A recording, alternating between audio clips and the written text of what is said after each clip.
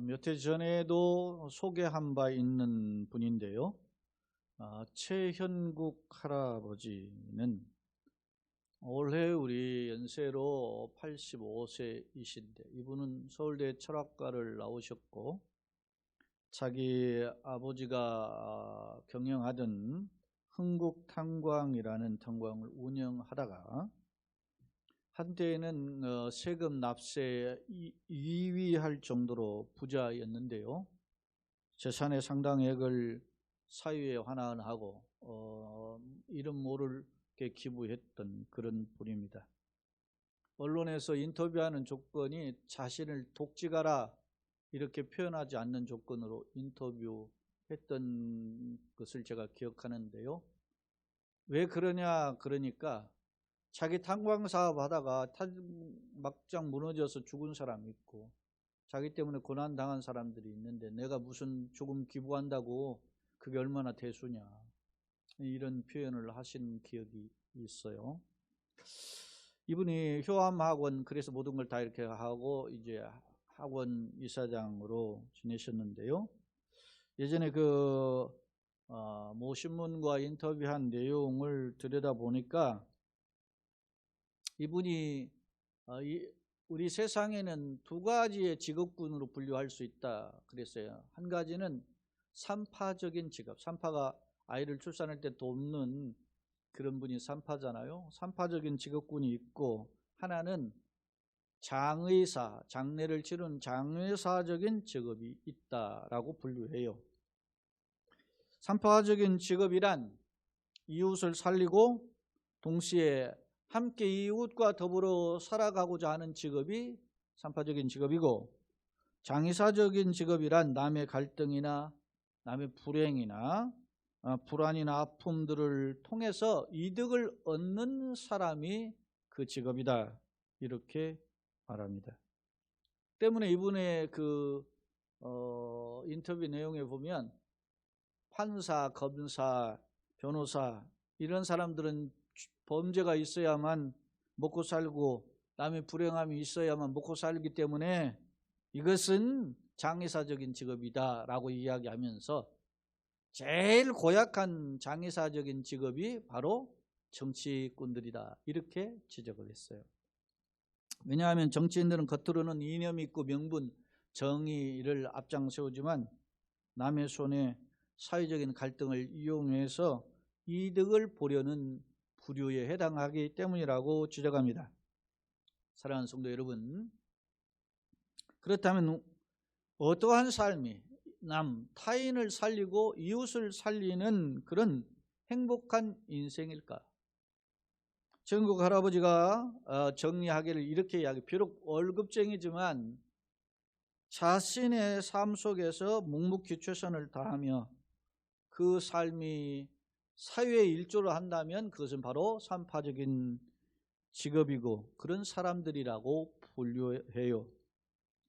오늘 우리가 히브리서 13장을 살펴보게 되는데요. 당시 히브리서는 극심한 핍박으로 예수님을 믿다가 중간에 도중하차하는 사람들이 등장한 상황에서 왜 예수님 믿다가 도중하차합니까? 예수님에 대한 긴가민가로 바뀌는 거죠. 예수님 나의 구주인 줄 알았는데, 예수님 곧 재림하실 줄 알았는데 오지 않으시고, 예수 믿으면 어려우니까, 그러니까 예수님 과연 하나님이 보내신 구세주인가에 대한 의심이 품고, 그리고 뒷걸음질 치는 사람들이 등장하게 되었던 것입니다. 특히 세상적으로는 핍박이 거세지니까 잡혀서 감옥에 가고 심지어는 죽임을 당하니까 예수를 포기하게 되었다라는 사실입니다. 바로 이러한 때에 1장에서 10장까지 예수는 누구신가? 예수님 메시아다. 예수님은 변함없는 우리의 구세주시람을 증거하고 있고, 예수님 이전에 있었던 믿음의 선배들도 이런 하나님의 약속, 믿음을 바라보고 현실보다는 하나님의 세계를 바라본 사람들이라고 11장에서 증거하고, 이제 12장, 13장에서는 우리가 어떻게 살아야 할 방향성을 제시하는데, 특히 13장에서는 종말론적으로, 다시 종말이라는 것은 세상이 망하는 거잖아요. 그러면 그 망하는 끝에 누가 오십니까? 예수님이 오시고 재림주로 오시고 심판주로 오신단 말입니다. 그럼 우리가 그 주님을 맞이하는 종말의 사는 우리가 어떤 자세로 살아야 되는지의 삶의 방향성을 제시하는데 1절로 13절은 하나님 앞에서 개인의 경건과 그리고 이웃과의 관계 그리고 물질 제일 중요한 삶에서 필요한 물질의 태도는 어떻게 해야 되는가를 이야기해요. 그리고 오늘 13장 14절로 16절에서 하나님이 기뻐하시는 제사는 무엇인지를 말씀한다는 점입니다. 자, 여러분, 그렇다면 하나님을 기쁘시게 하는 제사, 오늘은 하나님을 기쁘시게 하는 두 가지 제사라고 제가 제목을 잡아봤는데요. 그러면 하나님을 기쁘시게 하는 두 가지 제사는 과연 뭘까? 오늘 그 말씀을 두 가지를 간략하게 살펴보고자 합니다. 첫째, 먼저 결론적으로 말하면 하나님이 기뻐하시는 제사는 성도의 찬송의 제사라고 하는 것을 말씀을 통해서 교훈해요. 예컨대 히브리서 13장 14절 15절에 보니까 히브리서 기자는 이렇게 표현합니다. 우리가 여기는 이 땅이죠. 우리가 이 땅에서는 연구한 도성이 없으므로 이 세상에서는 영원히 살 수 있는 성읍이 없다는 겁니다. 그런 어떤 처소가 없다는 거예요. 아무리 위대하게 집을 짓고 아무리 멋지게 화려하게 집을 짓고 살아도 그것은 잠시 있다 떠날 거처, 다시 말하면 나그네의 처소에 불과하다는 겁니다. 그러면 우리에게 영원한 처소가 있어야 될 거 아닙니까? 여러분, 아무리 호텔이 좋아도 호텔에서 계속 못 살잖아요. 자기 집이 있어야 되는 것처럼 우리에게 영원한 집이 있어야 되는데, 그래서 장차 올 것을 찾나니 그런 영원한 도성을 하늘과 새 땅 신천신지를 도래를 기다린단 말입니다. 기다리나니 그러므로 그런 사람들은 그러므로 어떻게 해야 되느냐? 15절에 우리는 예수로 말미암아 항상 찬송의 제사를 하나님께 드리자라고 권면해요. 왜냐하면 이는 그 이름을 증언하는 입술의 열매이기 때문이다 라고 교훈한다는 사실입니다. 사랑하는 여러분, 히브리서의 기자의 강조점이 무엇인지 우리가 살펴볼 수 있지요. 이 땅에는, 이 세상에서는, 여기에는 영구한 도성이 없단 말입니다.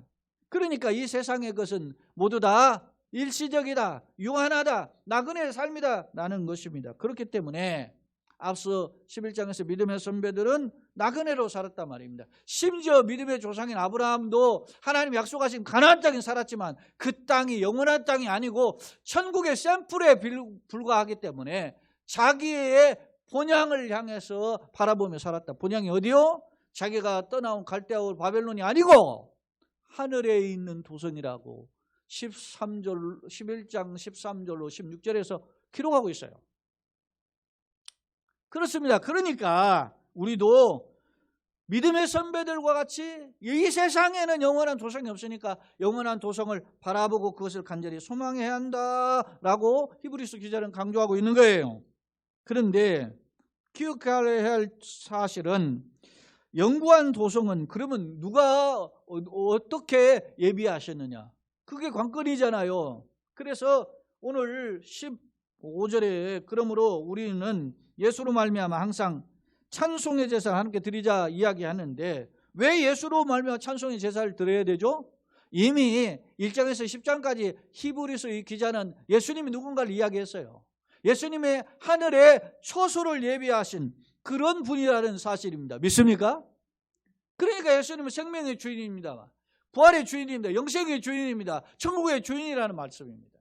자, 예수님께서 십자가에 달리시기 하루 전날 이제 제자들과 함께 성만찬을 베푸시죠. 세족직을 하시고 성만찬 베푸시고 그리고 이제 내가 너희에게 떠나가는 것이 유익이다 이렇게 말씀하세요.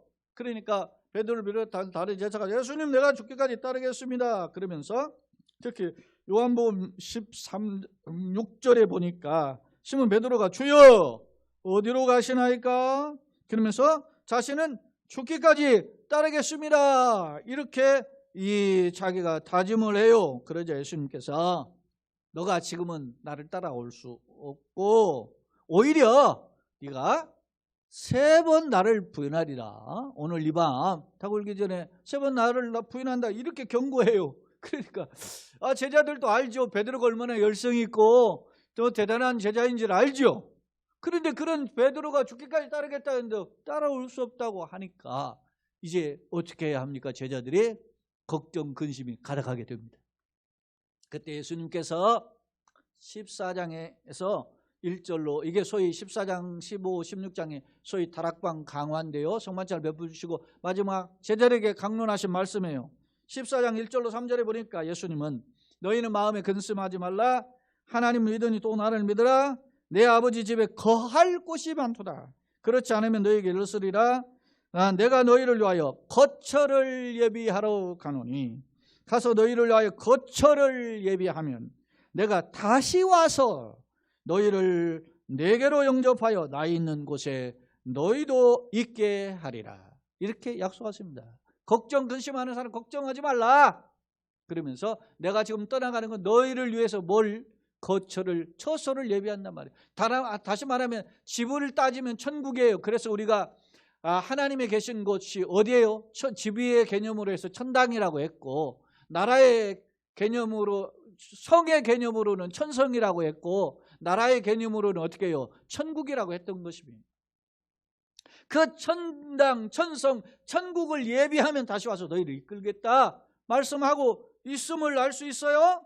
다시 말하면 이 거처, 천국, 영구한 도성을 주님이 열어놓으셨단 말입니다. 그 열어놓으셨기 때문에 그 열어놓으신 비결이 오직 누구밖에 없어요? 예수님밖에 없어요. 14장 이어지는 6절에 보면 예수님 뭐라고 말씀하십니까? 내가 곧 뭐요? 길이요 진리요 생명이 나로 말미암지, 예수님으로 말미암지 않고는 아버지께로 올 자가 없다고 그랬습니다. 유일한 길이기 때문에 예수님의 천국을 예비하면 다시 그리로 인도하실 것임을 말씀하셨단 말입니다. 자, 다시 오늘 히브리서 13장으로 돌아와서 히브리서 기자가 예수로 말미암아 찬송의 제사를 드리자 그러잖아요. 왜? 예수님만이 하나님 아버지께 가는 유일한 길이란 말입니다. 예수님 우리를 위하여 천국을 예비하셨고 그리로 우리를 인도하시는 분이기 때문에 그 예수님을 향하여서 예수님으로 말미암아 하나님께 찬송하는 것이 성도의 하나님이 기뻐하시는 제사라는 말씀입니다. 할렐루야. 사랑하는 성도 여러분, 그런데 찬송의 제사는 뭘까? 좀 더 살펴보면 단지 입술만이 아니라, 입술의 고백도 여기 오는 보니까 입술의 열매라고 하니까 우리가 찬양하는 거, 하나님 사랑합니다, 하나님 찬송 드립니다, 영광 받으세요 하는 고백, 그것이 얼마나 귀한지를 알 수 있는데 단지 노래뿐만이 아니라 우리의 이 고백은 전인격의 고백으로 비롯되어야 된다는 것입니다. 왜냐하면 성도가 자신의 입으로 하나님을, 나를 사랑하셔서 독생자를 주셨고 그 독생자 나를 위해서 몸짓고 피 흘려주셨고 부활하셔서 이제 영생의 길을 열어두셔서 할렐루야 감사합니다 이렇게 고백하는 것 자체가 뭐가 돼요? 제사가 된다는 거예요. 제사가 되는데 이 제사가 얼마나 귀한지 여러분, 예수님께서 가이사랴 빌립보 노정에서 사람들이 나를 누구라 하니까 세례 요한입니다, 엘리야입니다, 선지자 중 하나님이야. 그럼 너희는 나를 누구라 하느냐 할 때 시몬 베드로가 주는 그리스도시요 살아계신 하나님의 아들입니다 이렇게 고백하잖아요. 그때 예수님 바요나 시몬아, 마태복음 16장 16, 17절에 주는 그리스도 살아계신 하나님의 아들입니다. 그럴 때 바요나 시몬아 내가 복이 있다 라고 예수님이 말씀하시면서 그에게 어떻게 해요? 세 가지의 축복을 하시잖아요. 뭡니까? 이름을 바꿔, 너는 베드로라. 그리고 내가 베드로 위에 반석 위에 교회를 세우는 음부의 권세를 이기지 못하리라. 그리고 천국 열쇠를 주시는데 네가 땅에서 매면 하늘에서 매고 땅에서 불면 하늘에서 불리다. 이렇게 말씀하시는 축복의 권세를 주셨단 말입니다. 여러분 뭐 때문에? 입술의 고백 때문에. 사랑하는 여러분, 입술의 고백이 얼마나 중요한 줄 아시겠죠? 여러분 바울 사도가 로마서 10장 9절로 10절에서 이렇게 이야기합니다. 뭐라고 하느냐? 네가 만일 입으로 예수를 주로 신하, 입으로, 이게 입으로 신하는 거 입술의 고백인데 나의 사실 인격적 고백이거든요. 입으로 예수를 주로 신하여 또 하나님께서 그를 죽은 자 가운데 살리신 것을 내 마음에 믿으면 구원을 받으리니 사람이 마음으로 믿어 의에 이르고 입으로 신하여 구원에 이르느니라. 할렐루야. 그렇습니다.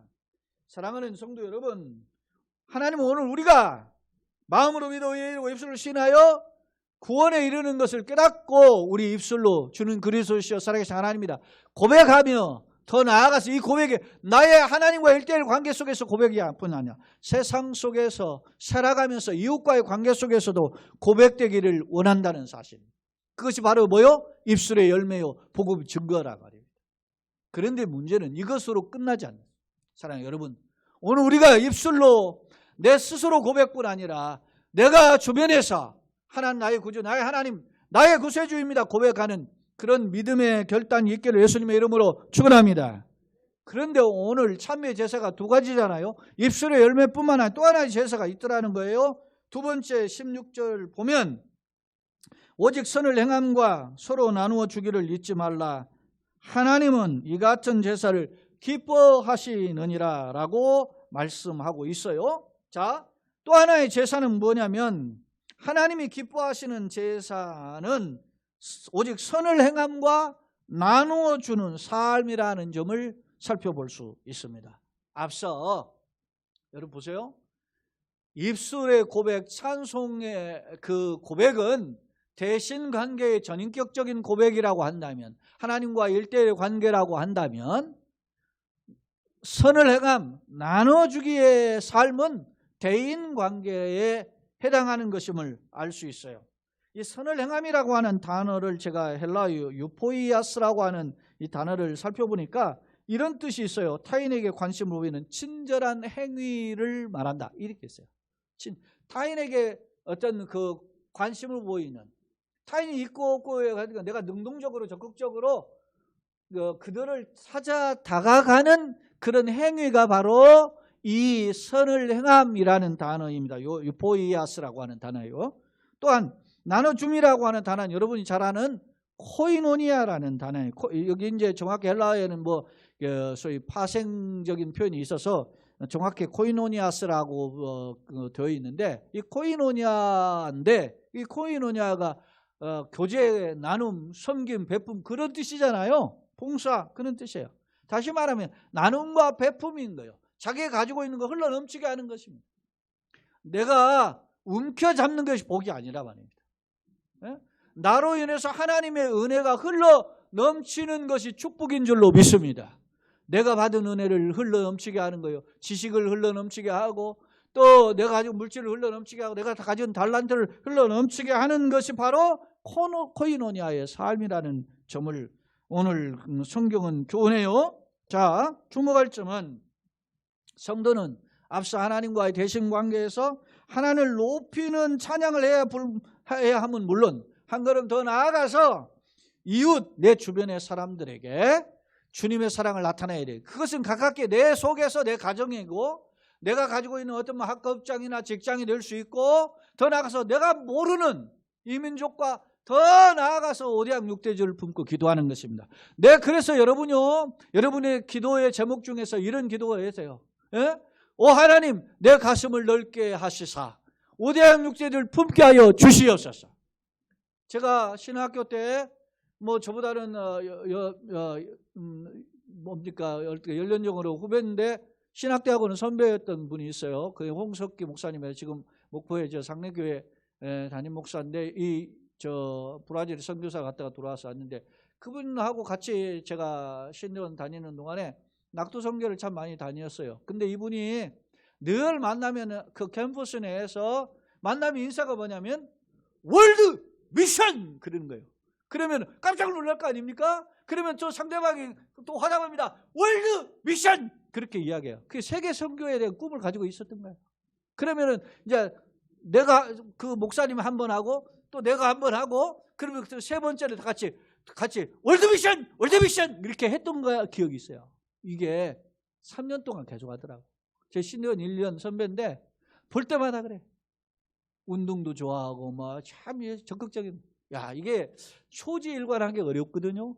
그런데 여러분, 내가 나눠주고자 하는 복음의 비전, 복음의 사랑, 복음의 빚진 자로서 그것을 나눠주고자 하는 그 마음은 계속된다는 거예요. 얼마나 귀합니까? 누가 그걸 이끌어갑니까? 주의 성령의 역사하십니다. 요즘 말하는 뭐 어노인팅이라는 하나님의 성령의 기름 부으심이 있어야 되는 거지. 주께서 오늘 우리를 이러한 믿음의 사람으로, 사랑의 사람으로 이끌어가기를 예수님의 이름으로 축원합니다. 그런데요, 여러분, 당시 이 히브리서 기자가 이 고민했던 시대 상황을 앞서 간략하게 소개했는데 어땠습니까? 로마의 거센 핍박이 왔는데 두 가지로 왔어요. 하나는 로마 정부로부터 왔고 유대인으로부터도 왔었어요. 유대인은 이단이라고 하고, 로마는 말이지 그 어떤 정치를 이용해 가지고 기독교를 핍박했단 말이에요. 예? 사람들이 오늘날에도 정권을 잡은 사람들이 그렇게 종교를 이용하는 사람들 많거든요. 그런데 그때 예수를 믿다가 순교하는 사람들이 막 비일비재했단 말이죠. 그런데 예수를 믿는 사람들이, 부자들이 예수를 믿겠어요? 간혹 있지만 대부분 가난한 사람입니다. 근데 그 가난한 사람들이 자기의 것을 쪼개서 옥바라지도 하고 가난한 사람도 없고 심지어는 전혀 모르는 사람까지 돕는 일들을 기독교인들이 했단 말입니다. 예?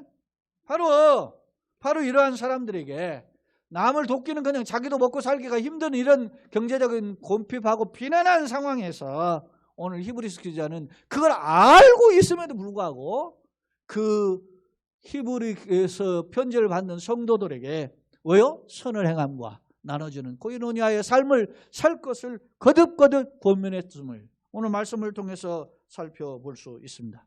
왜요? 이러한 삶이 바로 예수님의 사랑을 실천하는 것이며 영구한 도성을 예비하고 영구한 도성 우리도 갈 것을 소망하는, 이 땅은 잠시 살다가 떠나는 그러한 마음으로 살아가는 성도의 태도이기 때문입니다. 이러한 삶을 하나님이 주목할 점은 기뻐하신다는 사실. 사랑하는 여러분, 조심스럽지만 우리 교회를 좀 이야기를 하겠습니다. 우리는 코로나가 찾아온 지난 2년을 이렇게 뒤돌아보면 만 2년은 안 되지만 지난 작년 4월 달 3월 말부터 우리 교회 지출 이런 부분들을 우리 교회 재정의 한 15% 20% 정도를 제가 소위 말하면 뭡니까? 슬림화 작업을 했어요. 이자 나가고 뭐 이런 것들을 하면서 참 하나님께서 길들을 또 그렇게 선이 잘 이루어 주셔서, 그래서 교회 지출의 예산에 약 한 20% 가까이를 절감하는 노력을 했고, 그것이 또 우리가 또 예산적으로 됐어요. 그래서 실제적으로 우리가 그만큼 현금도 그만큼까지는 줄었어요.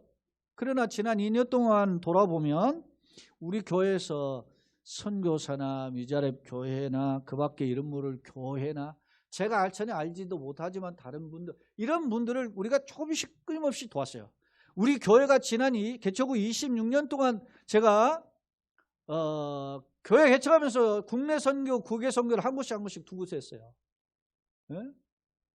그렇게 해서 꾸준히 해왔지만 작년 올해는 조금 더 비상한 마음으로 우리의 허리는 움켜매면서 많이 이 사명을 감당했다고 저는 자부해요. 이게 조심스럽지만 이야기하는 이유가 있습니다. 그것은 이렇게 하는 것이 교회의 사명이기 때문에, 교회가 존립한 이유라 말입니다.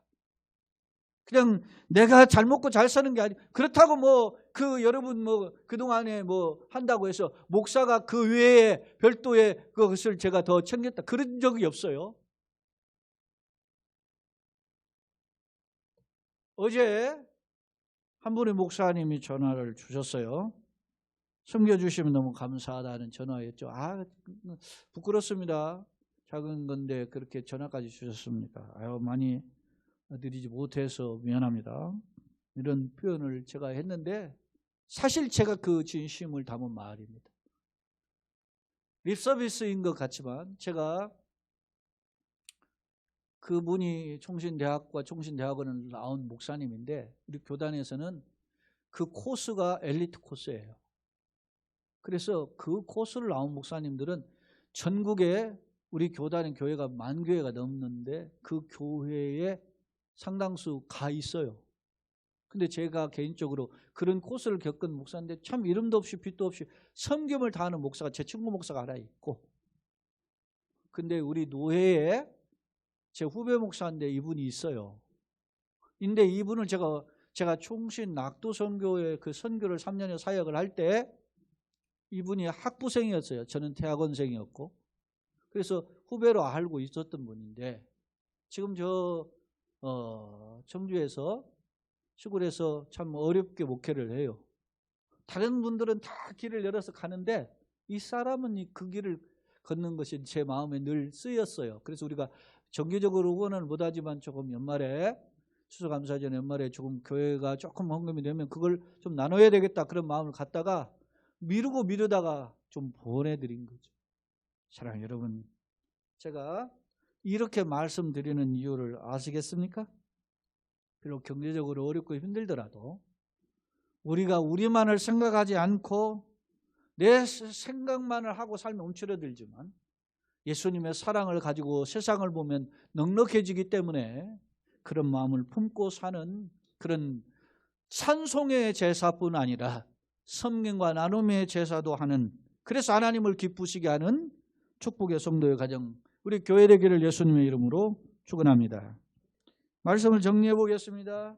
오늘 우리가 사는 시대는 그 어느 때보다 삭막해진 시대가 분명합니다.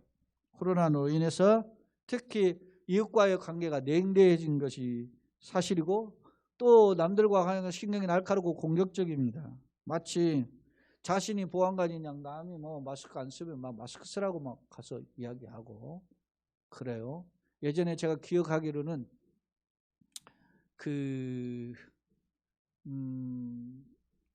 우리 황혜령 사모 병원에 입원했을 때 제가 휠체어 밀고 어디 가서 이렇게 좀 사진 방사선에 가서 사진 찍고 이렇게 돌아오는데 우리 교회 집사님 권사님 어떤 소천 소식을 통해서 이렇게 막 전화를 받고 막 울더라고요. 울다 보니까 이제 마스크가 이렇게 내려왔는데 병원 종사하는 무슨 하는 분들이 있어요. 이렇게 밀고 다니고 휠체어도 밀어주고 하는 분들이 그 지나가면서 마스크 쓰라고 막 마스크 쓰요 이렇게. 그랬더니 내가 아니 그런 상황 이렇게 보면서 좀 이해해 줄 수도 있는데 막 그만 딱 가다가 멈추고서는 막 사태질하면서 내가 그냥 한바탕 그냥 붙어버리고 싶은 마음이 꿀떡 같은 정도로 자기가 전부 다 보안관이야. 우리 사회에 꼭 그렇게까지 해. 그런데 요런 짓을 정부가 하고 있어. 제가 보기에 그냥 누가 안 하면 보면 책임을 다 전가. 옛날 그 못난 봉건주의 사회에서도 과인이 부독한 탓이로다. 예? 옛날 무식한 임금들도 그랬어요. 이렇게 날카로운 시대에 우리가 무언가 잘못하면 누구의 탓을 돌리기 전에 교회가 내 탓이요. 우리의 부족함 때문입니다. 우리가 엎드리며 게을렀기 때문입니다. 하나님 앞에서 우리가 믿음 생활 바로 하지 못했기 때문에 이 땅에 고통이 왔습니다. 자책하면서 주님이 주시는 마음을 다시 한번 회복하고 그리고 세상을 향해서는 소금과 빛으로서 주님의 사랑을 나눌 수 있는 계기로 삼는다면 그것은 바로 우리의 역할이 뭐요? 장의사적인 역할이 아닌 산파적인 역할을 하는 줄로 믿습니다. 사실 교회도 장의사적인 교회들이 많이 있어요. 자기 세상 자랑만 하고 세상 잘 나가는 것만 자랑하고 그렇습니다. 하지만 굶주리고 힘들고 어렵고 그러한 사람들에게 사랑을 나누고 실천하는 것, 그것은 하나님이 기뻐하시는 일입니다. 예전에도 한번 소개했는데 인도의 간디가 사회에 7가지 악이 있다 그렇게 이야기했는데요. 그 중에 7번째 사회학이 희생이 없는 종교다 그렇게 표현했어요. 종교란 희생하는 삶이 있어야 된다. 사랑하는 여러분, 우리는 예수님을 믿는 종교입니다. 예수님은 누굽니까? 높은 보좌를 영광의 보좌를 버리고 이 땅에 오셔서 낙구천한 자리에 거하실 분은 자기를 몸주고 피 흘려주기까지 희생하신 예수님. 그 예수님을 우리가 따라가는 겁니다.